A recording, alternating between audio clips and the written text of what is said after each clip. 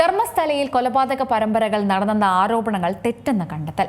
ശുചീകരണ തൊഴിലാളി ചിന്നയ്യയുടെ മൊഴിയിലെ വൈരുദ്ധ്യവും ഹാജരാക്കിയ തെളിവുകളുമാണ് കൊലപാതക പരമ്പരയെപ്പറ്റിയുള്ള വാദങ്ങൾ തെറ്റെന്ന് സ്ഥിരീകരിച്ചത്.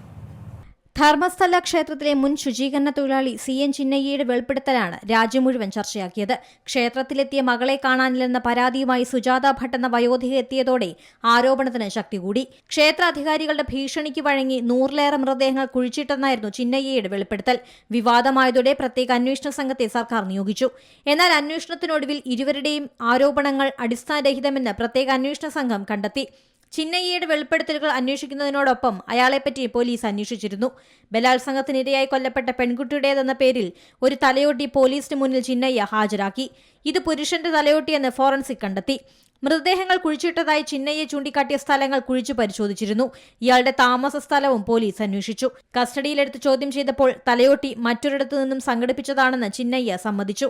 മനുഷ്യാവശിഷ്ടങ്ങളുടെ ഫോറൻസിക് പരിശോധനാ ഫലങ്ങളും വാദങ്ങൾക്കെതിരായിരുന്നു. ഇതോടെയാണ് ഇയാളെ അറസ്റ്റ് ചെയ്തത്.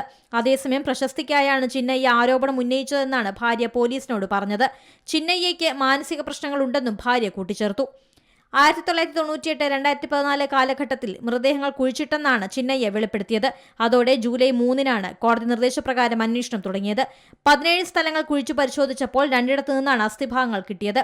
മകൾ അനന്യ ഭട്ടിനെ കാണാതായെന്ന പരാതി കളവായിരുന്നെന്ന് വയോധിക സുജാത ഭട്ടും വ്യക്തമാക്കി. അങ്ങനെ ഒരു മകൾ തനിക്കില്ലെന്നും ഭീഷണിക്ക് വഴങ്ങിയാണ് പരാതി നൽകിയതെന്നും സുജാത ഭട്ട് വെളിപ്പെടുത്തിയിരുന്നു. ഏറ്റവും പുതിയ വാർത്തകളും വിശേഷങ്ങളും വിരൽത്തുമ്പിലറിയാൻ സീ മലയാളം ന്യൂസ് എല്ലാ ഡിജിറ്റൽ പ്ലാറ്റ്ഫോമുകളിലും ലഭ്യം.